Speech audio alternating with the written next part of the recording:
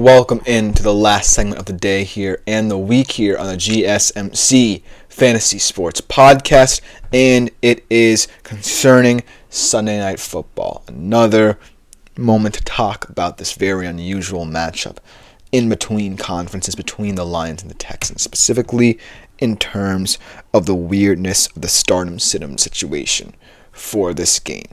Because if you have both players or just players from one of these teams, you're in a very weird situation here because it feels like you have it all figured out, because both of these offenses, despite one of them having the tougher test, have their weapons. They feel like they know the players who can win them games. But on the Lions side of things, it's the versatility factor that really confuses you. And on the Texans side of things, it's the underlying facts we talked about. Their struggles with the offensive line, their struggles with injuries that you really can't figure out.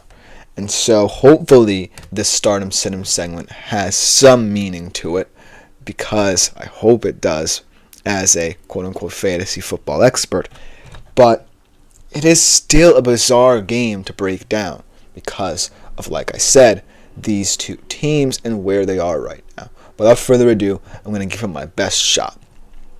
So let's start off with the Lions, because they are the harder of the two to dissect right now. But I feel like we're starting to figure out certain ways they're going to break down teams. And it's going to depend a lot on how the Texans look on the defensive side of football. I feel like, the best example of a Lions game plan was against Seattle, right? They knew Seattle was weak in terms of their injuries in the linebacking core and their safety core. So they said, we're going to run the football. Jared Goff's not going to air it out deep, but we're going to take some deep shots because those safeties can be burned and we have the speed in our wide receiving core to exploit that. And they perform it to a T.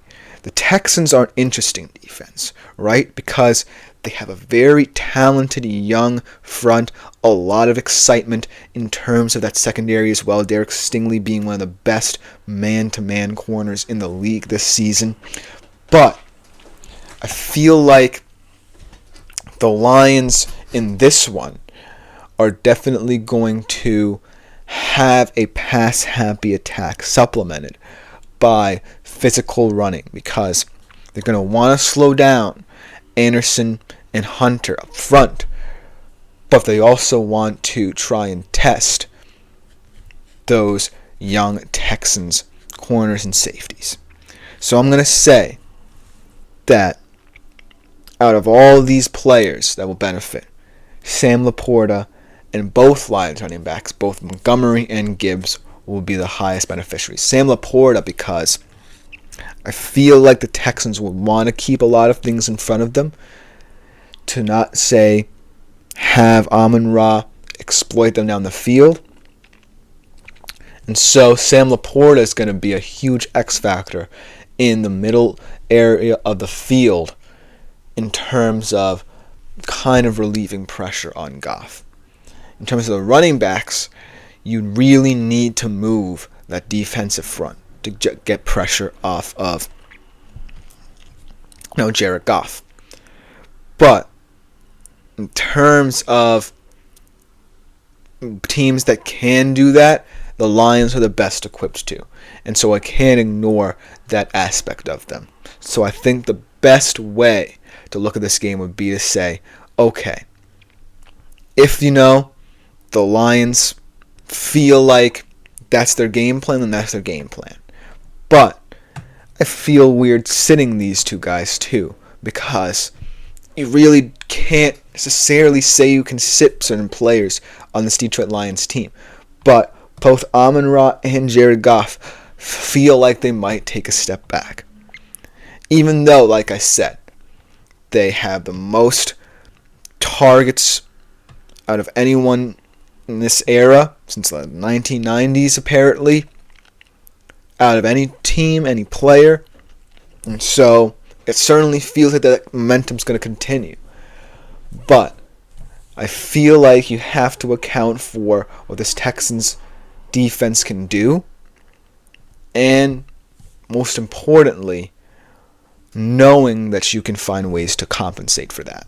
And so Amon-Ra and Jared Goff might take a back seat. Jared Goff, though, is still someone who's going to be efficient, but he's not going to be putting up the numbers you're going to need from a fantasy perspective. And Amon-Ra, as much as I want to say that he's going to shine yet again in this one, get another touchdown, get more targets as well, it feels like he might take a back seat because of the fact that I can't ignore how the Lions can play against teams with weak linebacking cores. And they want to take advantage of that middle of the field with both their running backs going downfield, attacking physically, and a guy like Sam Laporta. So that's how I really see the Lions approaching this game, and as a result, how it could play out for them from a fantasy perspective. But don't take my word as gospel here, because, like I said, that connection between Goff and St. Brown is undeniable. I just feel like it won't be as prominent and prevalent in this one as it has been in recent weeks because of the flaws I see in the Texans' defense, but also the strengths that you have to kind of account for. So that's why I feel like those are the ways to sum up the Lions in that regard. And then for the Texans, it certainly feels like there's not much glimmer of hope here. And I have some contradicting things to say because I did mention one of their offensive weapons not being someone who I'm affectionate about or excited about in terms of starting for fantasy, but he is kind of the only player who I feel like can be effective in this one outside of Stroud, and that is Joe Mixon. I feel like I have to stick by my statement of saying he's someone who I would bench this week, but look at this Texans team and tell me that you see many options here that could be viable fantasy assets against the Lions. There really isn't much. I mean, Robert Woods, Dalton Schultz, obviously we mentioned Tank Dell, but who knows how he'll look in this one. So, really the only two players who have a fighter's chance of being productive for you from that fantasy perspective is Stroud, mainly because as the quarterback he's going to be asked to do a lot of things in this one, and Joe Mixon because, well, like I said, he still is their best offensive weapon, in my humble opinion. Even better and more important than Stephon Diggs and Nico Collins, I'll say. And don't let that diagnosis I put on him before sway you from saying, well, if you're saying that I should sit him initially, then why should I start him? It is one of those games where you're going to have to make ambitious decisions. By all means, if you want to sit him, sit him. But just know that in this game, there's not going to be a lot of chances for the Texans. And if you have a Texans player in your fantasy squad, chances are they will most likely be on your bench, and you're not even considering starting them. But, hypothetically, if the Texans do succeed in this game, if they can gain momentum, if they can keep the football, it will be down to those two guys, Stroud and Mixon. Now let's talk about this game a little bit more from a fantasy perspective, because this is one of those games this season where you feel like the advantage is so heavily on one team's side in terms of decision making. But the irony is that because it's so hard to decipher the Lions' fantasy options, the Texans' options could become more appealing. And this is a rare moment, right, where you know the Lions are going to come in there and be like, we're going to dominate you. We are going to win this football game and win it by a large margin. That just makes the Texans' options a little bit more intriguing. Because say the Lions have a game plan, but it's not going go-to plan. Then the Texans have the advantage of retaining the football, most importantly, and seeing what they can do with it. And that opens up different avenues, not just for their best options right now, but for guys that you might have put on your bench.